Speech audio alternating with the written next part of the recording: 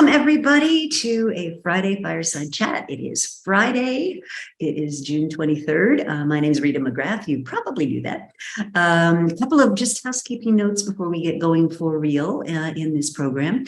This is being recorded, so don't say anything you don't want your grandmother, best friend, or significant other to find out about.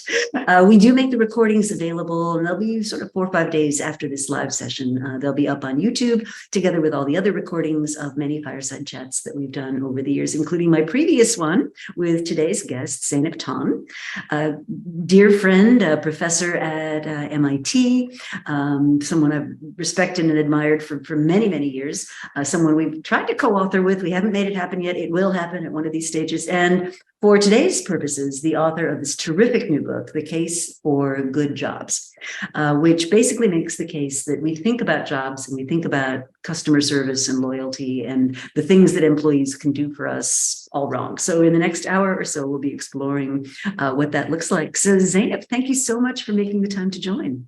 Thank you so much for having me, Rita, and the admiration is mutual. Indeed. This is one of the best parts of my job, right? I get to talk to people I really, really like about things that interest them.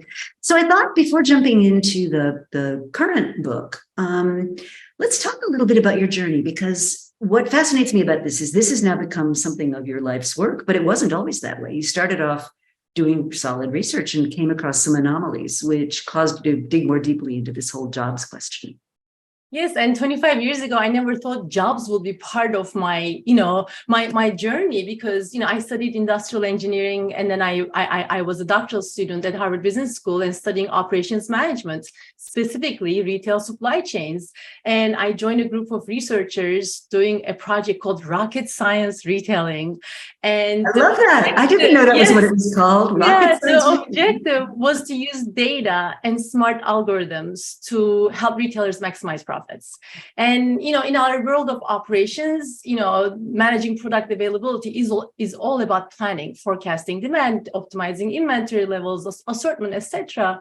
And what I and my colleagues found very early in our journey was that product availability was not just a planning or data problem. It was very much a people and work design problem, because inside the retail stores, oftentimes products were in the wrong place. Inventory data were inaccurate.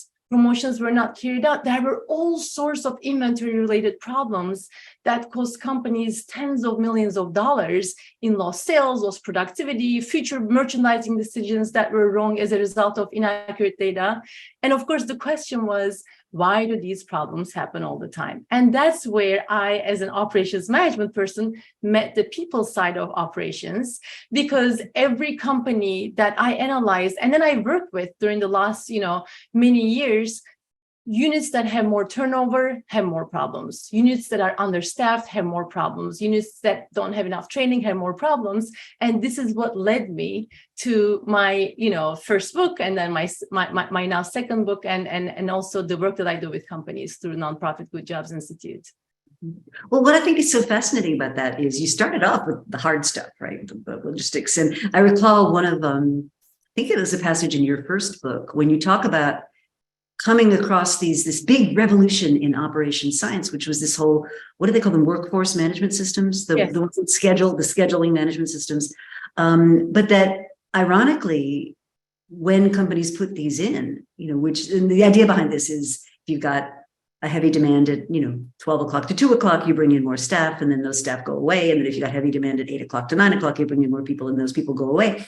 And despite the seeming attractiveness of that from an efficiency point of view, what it actually led to was worse performance.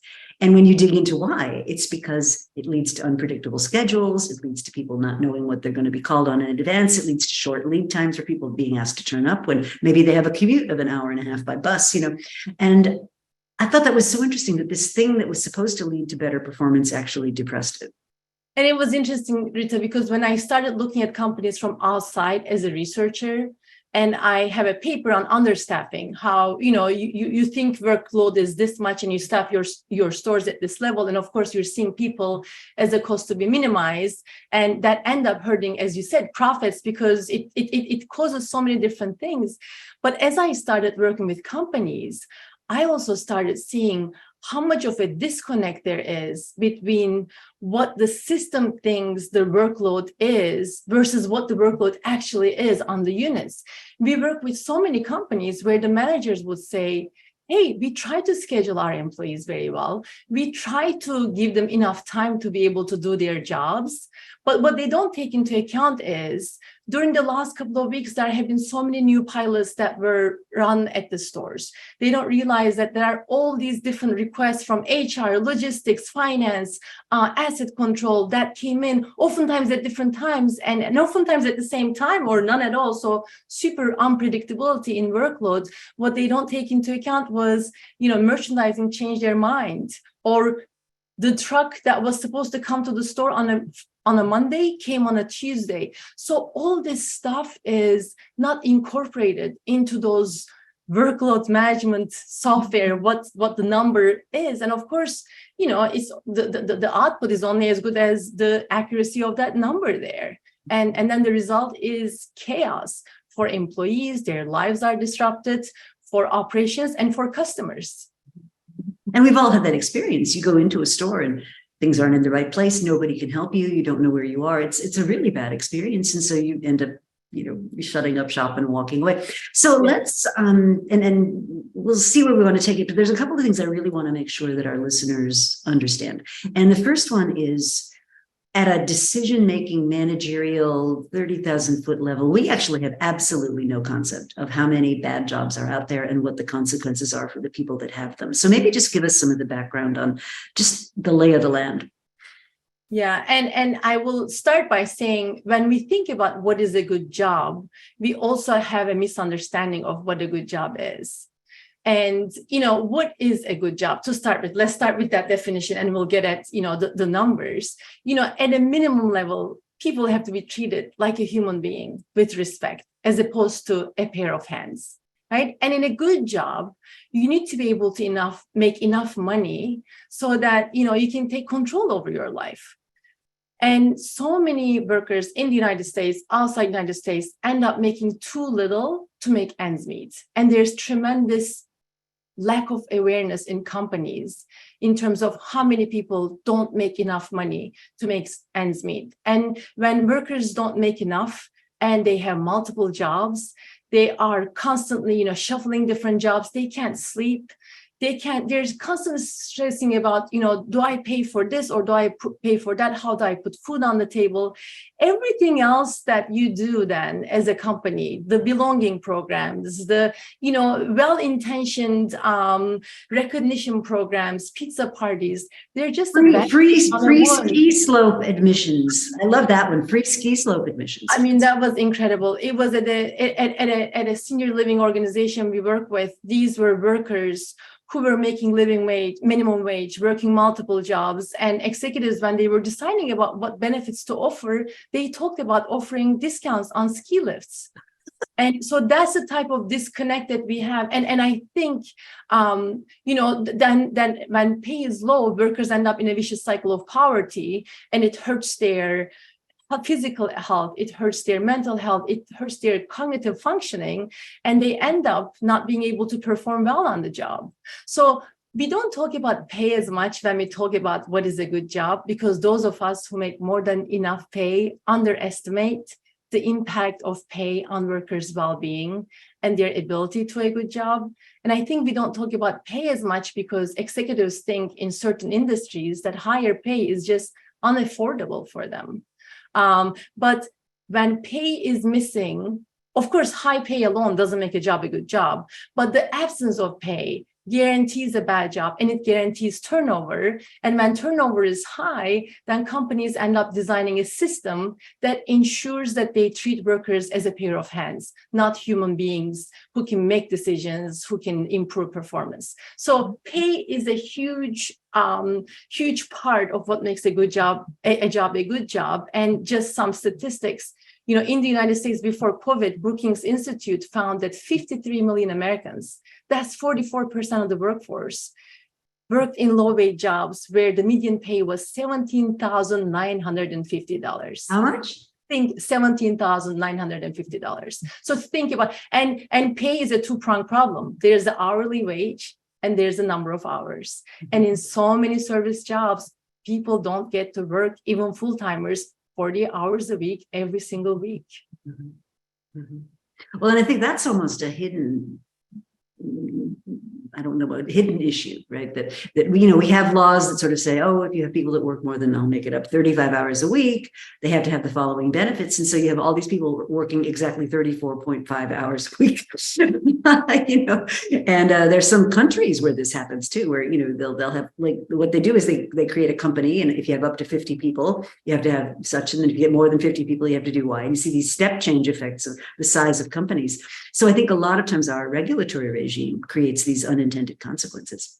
And executives are so nervous about going over 40 hours because then they pay an hour and a half, that they would rather schedule even the full-timers fewer than 40 hours a week. Oh, I see. Okay. So it's overtime. And even full-timers tend to have unpredictable schedules. What we don't talk about enough oftentimes also is it's not just hours and pay, but it's the consistency of those hours. When your schedule changes week to week, your income varies week to week. Oftentimes your hours vary week to week, which makes it very difficult to hold on to a second job and have a sane life. Mm-hmm. Well, not to mention childcare, education, development. And what is amazing to me is how many companies say, oh, you know what, but we offer college tuition reimbursement. Well, when your workers are working multiple jobs, they can't make ends meet. They come home physically just, they have no energy to go to have another education. But these seem like easier things to talk about. They're less expensive, and that's where companies tend to focus on. Mm-hmm, mm-hmm. So good pay. Lay out the other elements of a good job, because I think it's important for people to see it in its totality. Because I think we have this myth: oh, if you just pay people well, and we have kumbaya, it'll be great. But that's not it. It's got to be good pay plus operational issues. Good pay, stable schedules, career paths, so you can move on to a higher paying job. Of course, safety and security. These are the basic needs that all humans have. And then there's a ton of research from psychology that shows that, a job that is engaging, that's motivating, is one that creates a sense of achievement, a sense of belonging, purpose, meaningfulness, and recognition. These are all aspects of what makes a good job. But absence of basic needs just ensures that that turnover is high. Mm-hmm, mm-hmm. So why do employers do this? I mean, you and I work with a lot of executives. None of them think of themselves as cheapskates or bad people. I mean, by and large, a few maybe, but by and large, they think of themselves as good people. So why would they perpetuate a system that is so bad for so many people? Yeah, we have generations of leaders who have been taught that labor is just another input to production. Labor is just another cost to be managed, like soybeans, right? Market pay is the right pay, even if it's not a living wage. And lean and mean is what drives efficiency. And these leaders, Rita, some of them cannot even imagine operating in any other way, because this has been drilled into their heads that you must pay market pay. I remember having a conversation with the board member of a hotel company, and she said, when I asked her, have you quantified employee turnover, and have you looked at what percentage of your frontline employees, the full-timers, make a living wage? She said to me, we're not running a charity. We're running a public company. And when I pointed out the public companies and many more that are able to pay their employees so much more than the market, than the average in their industry, and create good jobs and create fantastic value for their investors, the answer was, well, they must be exceptions. It would never work for us. So there's a generation of leaders, I think, who have been taught this way. And the way that we teach our students also makes it very difficult for them to imagine any other way either.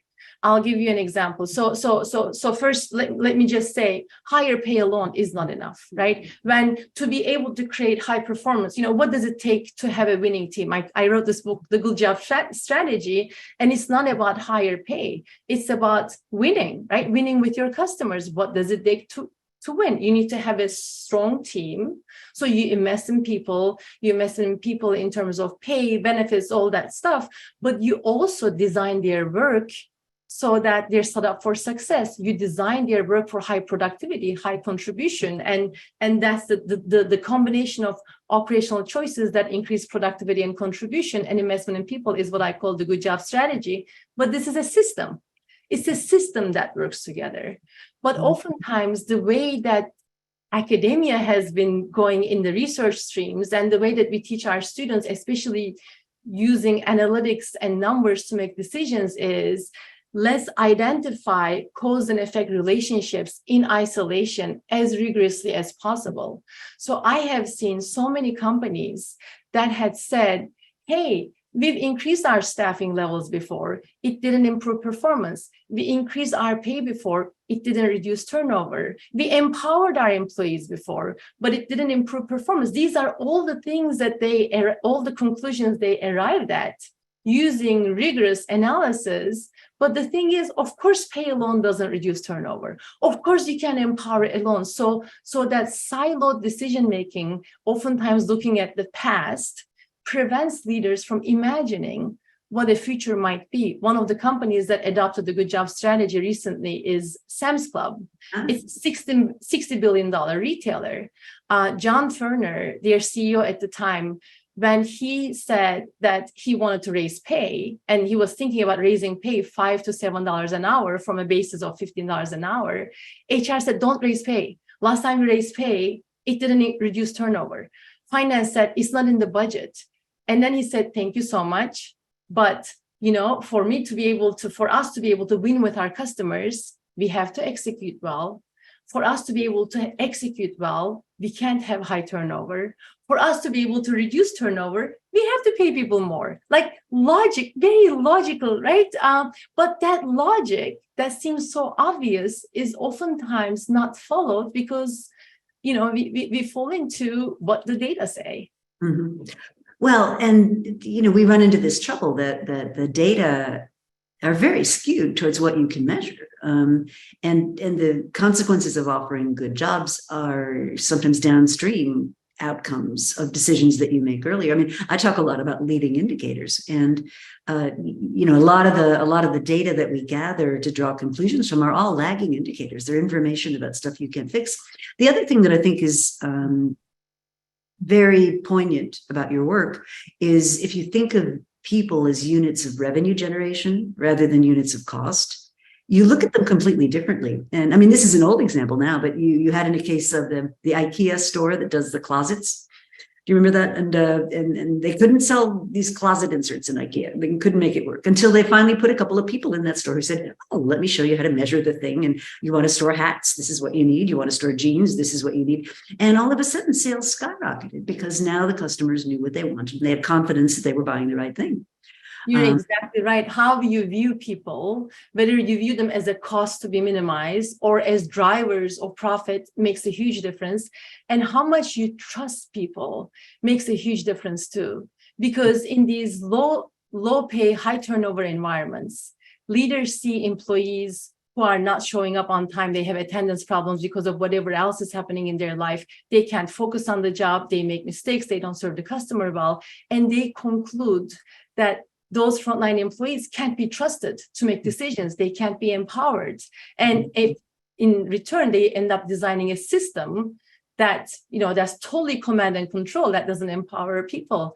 But when you look at, companies, you mentioned IKEA, I'll mention Costco, Four Seasons. I remember, if you talk to the founder of Costco, Jim Sinegal, in his mind, I mean, it's so obvious that you will see people as drivers of revenue, they're drivers of growth. He told my students, I asked him, I said, Jim, how did you, from the very first store that you opened as an entrepreneur at the time, you were paying people double the market.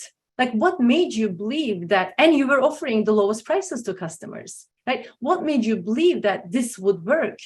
And his response was, he said, 70 cents of every dollar we spend to run our company goes to people.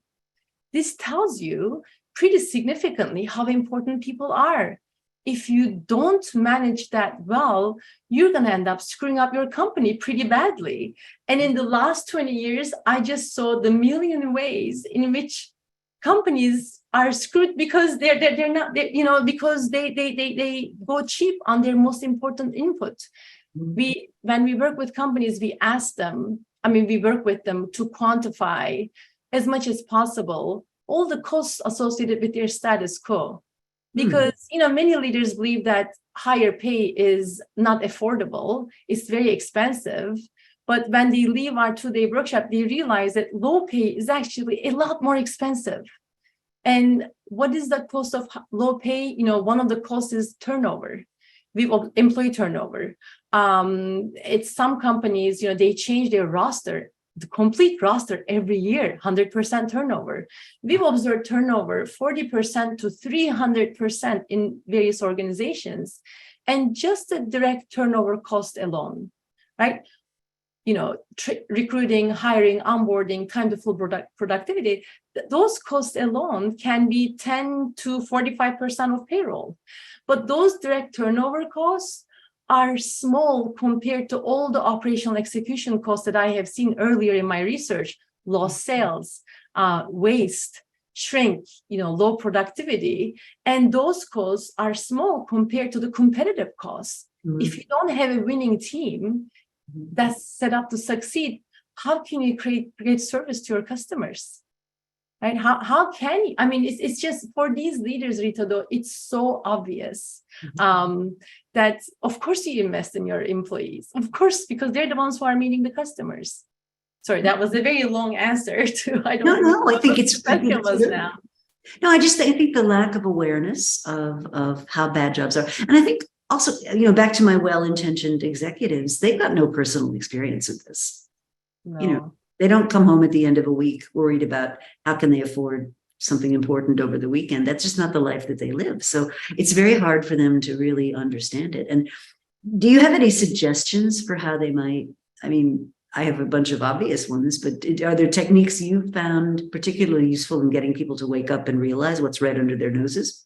Yes. And maybe first I will mention the lack of awareness is not only just about how low pay is and how difficult it is for their employees to do, to be able to do a good job, but the lack of awareness also about how much different functions in the home office ends up making it very difficult for the front lines to do a good job.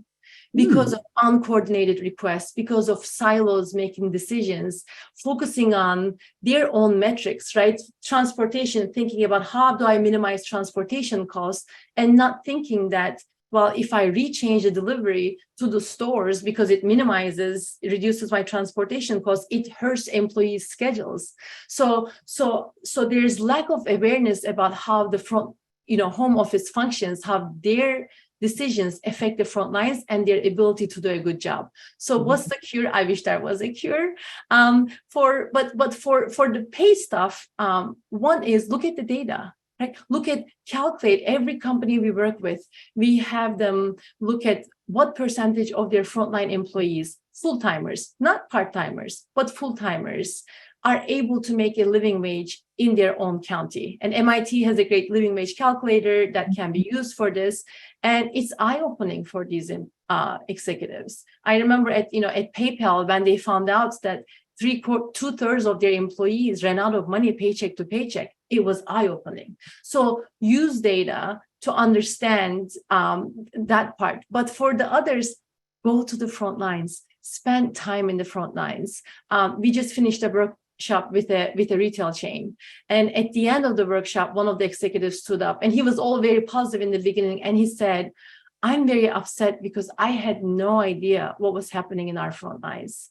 And he said that from now on, he will be visiting more, spending time in the front lines and looking at the work and making it better. So go spend as much time as possible with the front line and really understand what's happening.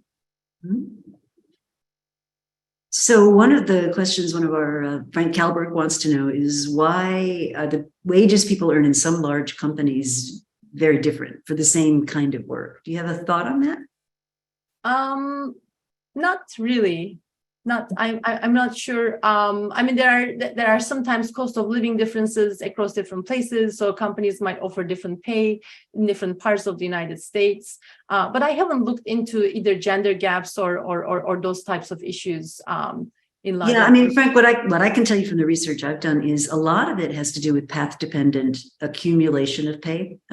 So the early decisions that get made by people's managers, because so often future pay is based on past pay, an early path-dependent break accumulates. So it's like one of those cumulative compounding. That's the word I was looking for, compounding differences. So play that out over 5 or 10 years, and you can end up with people in very similar jobs earning very different things. But so back to the case. So this book was written to get people, A, to pay attention, B, to do something, C, to maybe contribute towards a more fair and just way of handling workforce relations. So do you have the sort of, we talked about pay, we've talked about the design of basically good jobs. Are there things you want people to really remember as data points that really could cause them to look at this? Maybe they aren't, it isn't top of mind, but what would cause them to say, oh, wow, this is something I really should be getting on my agenda and paying attention to? Yes. So I think, when I wrote my first book, it showed that you can pay more, you can create good jobs, even in low wage, low cost retail settings. And this is how you do it. And the reaction was, yeah, but I'm not operating that way. Like, yeah, you're talking about Costco, Trader Joe's, Quick Trip, but I'm not that. In this book, what I try to inspire others with is that look at the case studies of changes from, 2 units of a restaurant, small business restaurant, to call centers at Quest Diagnostics, to a $60 billion company, and look at the outcomes that they have been able to generate. One, significantly lower turnover.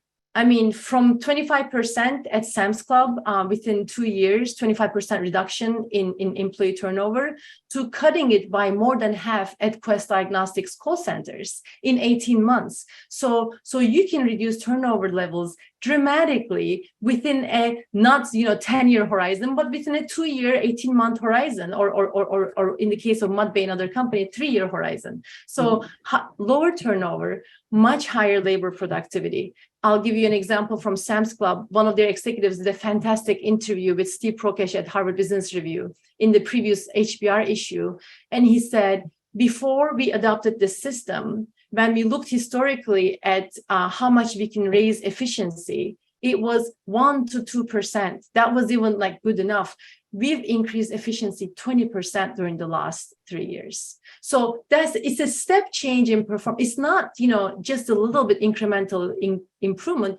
It's a step change in performance. So the other big upside is productivity. Mudbay, a retail chain in the Northwest, increased their sales per square foot significantly. Labor productivity significantly. And the third data point is how much they improve their customer satisfaction and sales, which means that now they're more competitive because they're providing their customers a reason to come back to buy from them, right? So Quest Diagnostics started this journey because turnover costs were high, but also they were losing some of their accounts because their call center reps were not able to answer the phone on time or not solve their customers' problems. So this enabled them to hold on to their customers. So those are some of the data points that I hope inspire people to make changes. And the other thing is, the changes these companies made them a much stronger business that wins with their customers, much more productive. But those changes also change the lives of employees. They change. I mean, at Sam's Club, I remember when they announced the first pay increases, there were people who cried. There were people who said, I have to call my wife because now I don't have to have a second job. And for leaders to be able to make this much of an impact on, winning with their customers and also on the lives of their employees has been so meaningful. And it's been such a privilege for me and my colleagues at Good Jobs Institute to witness. And I hope more leaders get to feel this way by making these changes. Well, it's a very human thing, right? And I think one of the things that I find personally very frustrating is these issues are so polarizing about, did we do the right thing for people, and is this community left behind? And you really offer a very positive path that doesn't require taking a side or making an issue, but that really says here's a set of basic human qualities that can be quantified, can be measured. And we know what to do. We know how to solve them. I remember years ago, you and I were talking about doing a sort of a controlled experiment where we put good jobs in one branch of, say, a franchise and didn't do it in the other. And we got warned off that by Jeff Pfeffer, as I recall, who basically said, we know all this already. This is not something we don't know. We don't need to do more research to find this out. What we have to figure out is the next step, which is now that we know all this, what are we going to do about it? And I think really this book, so just for those of you that might have just be joining us, the book is The Case for Good Jobs. Here's my pre-read copy, which I'm very proud of. And the book is basically about, okay, we know this. We know good jobs lead to better life satisfaction, better outcomes, better families. I mean, parents with good jobs do a better job as parents. We know people that have good jobs in their community are stronger, more stable communities. The other twist I would make on it too is if you think about organizations that have to continuously adapt, there's a constant change, there's constantly things going on in their lives. If you have to wait for management to figure out what that looks like, you're way behind, right? Whereas if you can push kind of decision-making and movement to the edges of your organization, you're going to be much more flexible, much more adaptive, much more likely to be able to meet customers where they are than the other way around. So exactly. When during the last economic crisis, Mercadona, one of the companies I studied for, one of the first examples of companies that thrive with good jobs, Spanish supermarket chain, competes on the basis of low cost. And during the first economic crisis, 2008, 2009 economic crisis, from 2009 to 2010, they were able to reduce their prices by 10%. Now, this is a single-digit profit margin industry. Being able to reduce prices that much is a huge deal. Why were they able to do that? Because their frontline employees came up with so many different ideas. Mm-hmm. But why are they able to have so many ideas? First, they're empowered. That's one of the choices of the good job strategy, standardize and empower. Second, they have time to be able to come up with ideas because these companies operate with slack. Third, these companies focus and simplify. So they are very, they don't sell so many different products. They don't do so many things. So their employees can focus on the job, be familiar with the products and services that they offer. So it's a system, it's an adaptive system that adapts to changes. And it is a very obvious, I remember I was telling you before, Rita, Greg Foran, the former CEO of Walmart, said, the good job strategy is blindingly obvious. Now, no academic likes to think that her work is blindingly obvious, but of course it's obvious. The 4 choices of the good job strategy, the first is focus and simplify. What's operations management? What strategy professor would say strategy is be all things to all people, right? I mean, I don't know, maybe you're in that field, maybe you've heard of somebody, but it's just but focus requires courage because it requires not doing certain things. And it's been amazing to see how much courage it requires not, to be able to focus and simplify, standardize and empower. I mean, that has been the work design principle from Toyota production system years ago. Cross-train. Richard Hackman talked about, task variety as being motivating. Cross-train in my field of operations creates flexibility. Operate with slack. Like anyone who has taken queuing theory knows that is the optimal approach to staffing. So these operational choices are not risky choices. And this is something that I try to explain in the book now, because one reason why leaders don't adapt a system that is blindingly obvious is because it's a system and it requires, and in their current system of vicious cycle where so many things are going wrong, they haven't hired the right people, they haven't trained them well, they can't empower their employees, they can't manage capacity like we talked about in the beginning. They think, how am I going to change the whole system? It just seems overwhelming to them. When we do a workshop with companies, there are 87 things that they have to change. They come up with these ideas on their own after a 2-day workshop. So it seems overwhelming and too risky. But what de-risks these system change is one, what you are changing is blindingly obvious. Like there's no risk to doing these. The second is that you don't have to make all of these changes all at once. We have found out now, and it's described in the last part of the book, how do you, in a system change, there are certain points, certain changes that you can make early on to escape the vicious cycle without breaking the bank. You can invest in your people and subtract workload at the same time. And when you combine those two changes, two big changes at the same time, you can get out of the vicious cycle as quickly as possible and get on, create momentum to make future changes. And then the third thing that reduces the risk is how many people in the organization want to make this change. Right? I mean, you work with so many companies. There's a change fatigue, right? Oh, this leader comes in, they bring their own thing. Yes, this shall pass. The boss went to another conference. Ugh. Oh, exactly. Now, or the boss read another book. Oh my God. But when we bring together the different functions in the home office and they're in the same room for 2 days, and when they see how much their decisions end up hurting the front lines and their ability to serve the customer and their productivity.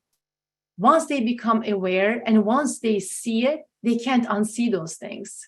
So, and they want to change. Like nobody has bad intentions. Nobody wants to do this.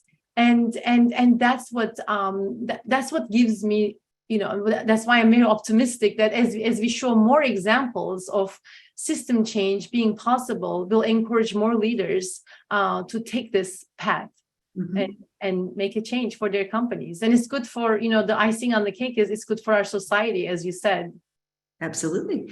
Well, and I remember when you were debating founding the Good Jobs Institute, and it was a pretty pivotal moment, just if you think about your own career, because it was going to be a departure from what you would have done, right? Which is written a lot of scholarly articles on operational themes, and maybe somebody paid attention and maybe they didn't, but this was an opportunity to actually summon a critical mass of people and ideas about making this a resource for organizations that wanted to do a better job. And I think a better job at better jobs. And I think that's just so A, interesting, B, laudable, but C, such a resource. And so just a couple of things I want to make sure our listeners take out of this. And by the way, if we don't get to all of your comments, there are a lot of comments. What I'll do, Zeynep, is I'll copy them and send them to you, and maybe we do a little write-up afterwards and respond to them if we didn't get too live. But so on the website, the Good Jobs Institute website, there's a free survey that you can actually take. If in the privacy of your own computer, you just want to see where you stand, you can actually get a free assessment, right? Yes, and I think the best thing would be, reach out to Sarah Kellogg, our executive director, and have a conversation if you're interested. We haven't updated that survey in a while, so I'm not sure. I think we did that maybe 5-6 years ago. But one of the things, but it is, we have worked with a wide range. I get to work with my former students, which is fantastic for me. People who were in my classroom are now my colleagues, and we get to work with companies to make the system change. But goodjobsinstitute.org, we have lots of free resources. You can read about change stories on our website. You can, there are tools that we have that in addition to the surveys. We walk through step by step how to make a living wage assessment in your own organization. So there are lots of different tools that one could use. And when the first book came out and leaders started reaching out saying, we're in that vicious cycle, we would like to change, but we don't know how to change. We don't know what to do first. Can you help us? And my first reaction, Rita, was, you said I was nervous. No, like I have a job, I have 4 kids, and I don't know how to help you. And I remember one night, Roger Martin, we were having dinner together. And that day I had received a phone call from this legendary retail CEO. And I was telling Roger about our conversation. And Roger said, why was he calling you? I said, well, he was calling to ask me if I would work with them to adopt a good job strategy. And he said, what did you say? And I said, well, I told him I'm not a consultant. I don't do this stuff. And he said, that's the worst answer you could have given him. And I'm like, Roger, I don't really know how to help. And then he committed to help me, to help companies. And at the time, one of my star students, Sarah Kallick, she joined me to do this. So it's been an interesting experience moving away from that academic side into being more of a practitioner and learning alongside with companies. Well, but you bring that wisdom. I mean, people always ask me, "Oh, what's it like to be an academic?" And with a certain sort of, you people are so theoretical. But in my opinion, the academic training provides things that a lot of practitioners don't have, which is a keen appreciation of boundary conditions. What really is the difference between causation and causality? How big are effects? Like, it has an effect, but is it a meaningful effect? And that kind of training, there's no substitute for that in my sense, when you're really trying to solve real world problems. So I would say, and I'm as much on the practice side as you are. I believe in having an impact on companies, but at the same time, I don't think that the academic background is necessarily a negative. I think it actually, in many cases, is sort of almost a superpower. So toward the back of the book, you've got kind of remedies, calls to action, things people can do. So somebody who's hearing this as, wow, that sounds sort of interesting. Maybe it's new. Where do they start? So visit the website, read the book, obviously get the book, read the book, and maybe get inspired. And then what? Yeah, and if you really want to adopt this in your organization, where to start is, don't make this about jobs. Don't make this about frontline jobs. Make this about winning. Make this about a business need. Companies that were able to adopt a good job strategy adopted it because they created urgency around a business need. They said, okay, Mudbay, a retail chain in the Northwest, they have about 35 stores, and they sell pet products. And e-commerce is taking away sales from them. So they asked themselves, are we going to be able to survive if we don't offer a compelling reason for our customers to come to our stores? Moe's Original Barbecue, during COVID, they were affected tremendously. Their sales went down, their customers were not coming back, their employees didn't want to work there, turnover was high, and they thought, how are we going to survive? How are we going to grow? The only way we can do that is if we provide good, consistent foods, delicious food to our customers and serve them well. And we can't do that if we don't change the way that we operate. So my number one advice, I think, is make this about winning, make this about a business need, not I want to be nice to my employees. Of course, everybody wants to be nice to their employees, but once you have that customer-centric thinking, then decision-making becomes a lot easier. So that's number one. And the number two is to get the different functions in the home office aligned on this change. Because the work that frontlines do, as we've talked during the last 40 minutes, is driven by decisions that are made by people who don't think about how their decisions affect the work. In a restaurant business, the group in the digital takeout, how do we create those products? They affect the workload and the work in the stores. Menu design, that affects the workload. Supply chain, logistics, the suppliers, deliveries, all that affects the workload. So get all the functions whose decisions affect the work in the stores or in the units to be aligned on this. And this goes not just for retail stores or restaurants, but for factories, for fulfillment centers, for even nursing homes. We've seen, how much disconnect there was between, what HR and restaurants and all those different functions would put to the front line. So that would be my number two. And then once you align everyone, then just read chapter 9 in terms of what changes to make first and why to make those changes to be able to get to create a momentum. I love that. So one of the things that I think is very keen about your theory, and that does directly come from operations, is this whole concept of Slack. Mm-hmm. And the reason I raise it is that in many circles that have been sort of infected with, I'll call them extreme Taylorist views of the world, Slack is an enemy. Slack is something to be designed out of your system. And when I say Slack, for those of you that aren't familiar with the term, what that means is resources that are available to be put to unexpected uses. So you're not running with extreme efficiency that any little disruption throws you off course. You've got enough kind of vacant time or space to cope with the unexpected. And so it seems to me we've almost got these two systems running in parallel. So on the one hand, you've got this very tailorist, absolutely optimize your supply chain robots working in these intricate dances, the kind of stuff Christopher Mims writes about in his book, Arriving Today, global supply chains optimized within an inch of our lives.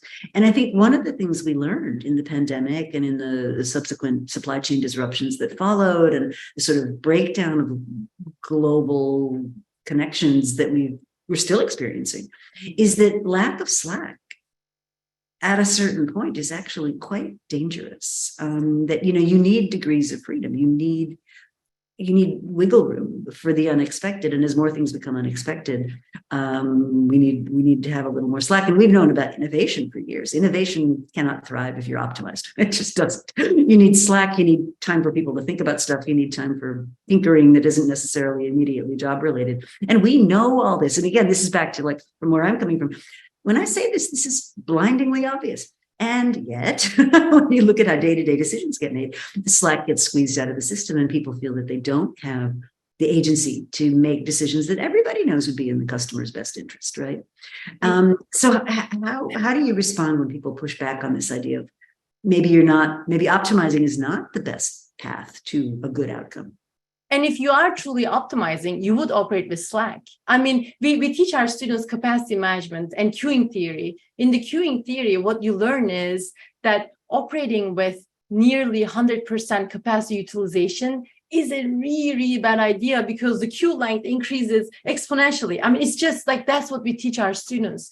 But when companies, it's just, and Toyota production system, I work and our Good Jobs Institute works a lot with Toyota because, I come from the operations world. So of course I'm a student of Toyota production system. The fact that our colleagues have called it lean production system has not been a great thing because Toyota is not lean. Toyota does operate with slack. And the more variability there is, the more slack they put in. So it's a misunderstanding that lean and mean is more efficient. So what do we do?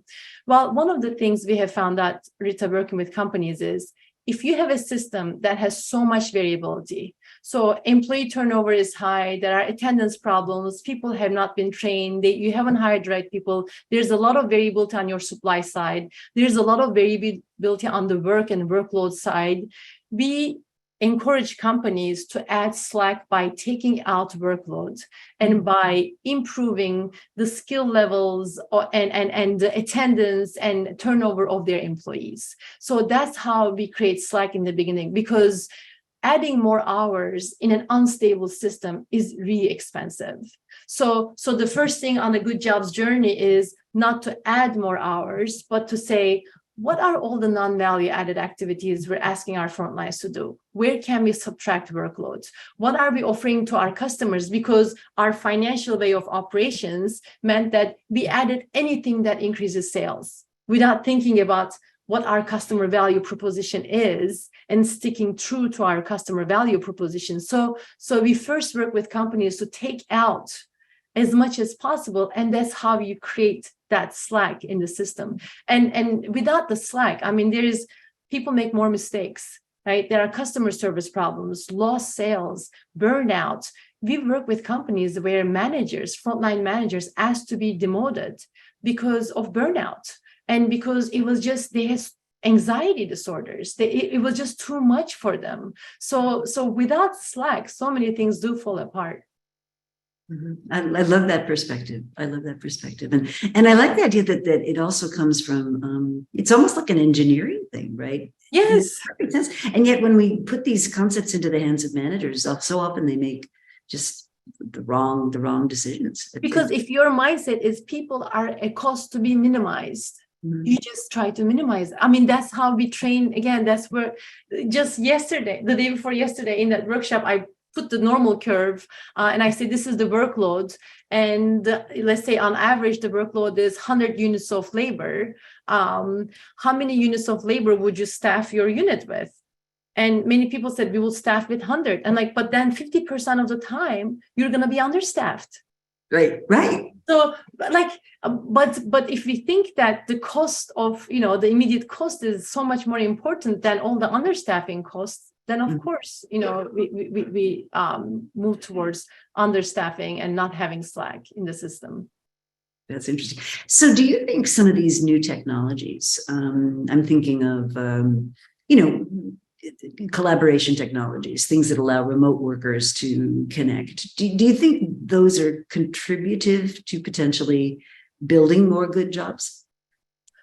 I'm not sure, because for the settings that I have been studying have been, frontline settings, in hospitals, in nursing homes, in factories, in fulfillment centers, in retail stores, restaurants.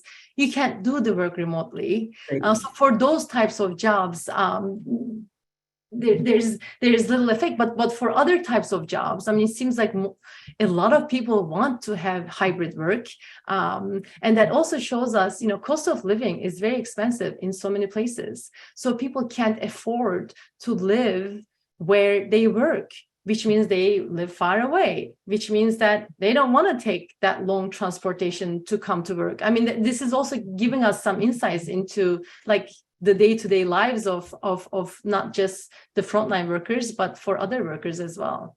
Well, it's a huge debate, right? We'll see where companies are landing on it. But I think the other schism that I've noticed, certainly post-pandemic, is you've got these frontline workers, and then you've got these workers who aren't, who maybe work remotely or work whatever. And I think one of the risks of the kind of hybrid remote dual class citizenship that some companies are now experiencing is it's easy to get even more disconnected from what's going on with the front lines of your organization, which I think can be kind of problematic. So if more companies, let me just think about it, if more companies adopt this, right, and it does show up in better performance, improved top line, better result, and will that be a competitive disadvantage for the companies that don't? Look, right now, there are so many companies that don't adopt this, and some of them perform better than others. Like, we think that management and execution is constant across companies, but it's not. No. And there are so many different, if you think about the strategy sphere, there are so much room for excellence in different ways. So I think what we would have is excellence in so many different settings, and I don't see why it would have any, put anybody at a disadvantage. Labor costs, the input costs might rise, so you need to find more ways to increase productivity of workers, because if many more companies offer good jobs, of course, then labor costs are the wages will have to increase with it. But I see this as a path toward excellence for our society in general, and it won't take away from there's a lot of space. It will be so nice if we had a supermarket chain that focused on fresh food, but in an excellent way, another one that focused on low cost, but in an excellent way, another one that focused on convenience, but in an excellent way. There are so many ways to compete. Absolutely. I love that. But what I guess I was thinking was, if I'm going head to head with a competitor and the competitor has a good job strategy and I don't, first of all, chances are my good people are going to go work for them. And if I'm dealing with turnover and all these other issues, I'm just not going to be as effective and adaptive competitor as. And this is where I would be willing to make a bet that company, think about this. Let's say two different companies, right? One of them has low pay, high turnover, low productivity, but they're making a lot of money. Another one, high pay, low turnover, high productivity, they're making the same amount of money. Which of these companies is a stronger company, right? In the one that has the low pay, high productivity, low pay, low productivity, and high turnover, you can't empower workers, you can't hire the right people, you can't manage capacity. Yes, you can grow by adding more product services, but it's a really weak system. The other one is winning with high pay, low turnover, high productivity, and creating much better service to customers. And they have the execution muscle. They have the operational execution muscle. So which one would you bet? Like, which one would you be an investor on? I would rather be an investor on the good jobs company, because in the future, when things change, they can adapt to those changes. And we've also seen how technology adaptation is also faster at companies with good jobs. And Sam's Club, what they have found was stores that had more tenured associates were able to adapt technologies faster because those associates could see how the new technologies improve their work, improve their ability to serve the customer, and they became ambassadors. So technologies don't come and say, oh, a robot comes, I'm going to take your job. No, you have to first create the right technology for the front lines. That requires input from the front lines. You have to be able to scale it, adapt it, and all that requires capable, motivated employees. So I would bet that in terms of a competitive strategy, those who do this will be better. I mean, I wrote my first book in 2014, and the companies I studied for my first book, Costco, Mercadona, Quick Trip, these companies I studied in 2009, 2010, they're still, 13 years later, these companies are still winning with their customers. They're still creating great value for their investors because they have changed. They have adapted to changes, and their customers want to come back. Their employees still want to work for them, and their investors are delighted. I think that's very powerful, very powerful. So we have a few minutes, and I don't want to infringe too much on your time. So the book is The Case for Good Jobs. It's the follow-on to The Good Job Strategy by Zeynep Ton, professor at MIT and co-founder and I guess CEO. I'm not sure what your title is, but the force of nature behind the Good Jobs Institute. So people who tuned in, people who are watching afterwards from the recording, how do we get smarter? What do we do? Obviously, visit the website. Are there other things that we would encourage you would encourage people to do to learn more? Yes, read the book, visit the website, reach out to us. And I hope if you end up making changes, please let us know. Yesterday, I was doing a LinkedIn session with MIT's executive education, and one person wrote, we adopted Good Job Strategy in our service operations and had great performance. I'm like, who are you? Well, please let me know if you use this, because maybe you could be a case study for others. So please do tell us if you end up making changes. I know, I love that. I had a person in class a week or two ago who was with a very large government agency, and he's in charge of the call centers. And he said, I have to tell you, I came into this class asking the question, how do I make the 90 million calls a year that we get handled more efficiently? He said, and I'm walking out of this class asking, why do I get 90 million calls for help every year? Why did I fix that problem? Rita, I mean, Quest Diagnostics, when they adopted the Good Job Strategy, one of the first things that they did was take out those calls. At another company we work with, financial services company, there were so many calls that should not come to the company at all. But they ended up not taking that out because they never put this as part of winning with customers, and they never prioritized this. But that was, and maybe I'll end with, both of us know the late Clay Christensen, and I have so much admiration for Clay Christensen. And he used to tell his students, he used to say, management is the most noble profession if it's practiced right. Decisions that managers make has a huge impact on the lives of people who are working with them. That's a privilege. And I hope, people use that privilege more carefully. I love that. What a great sentiment to close on.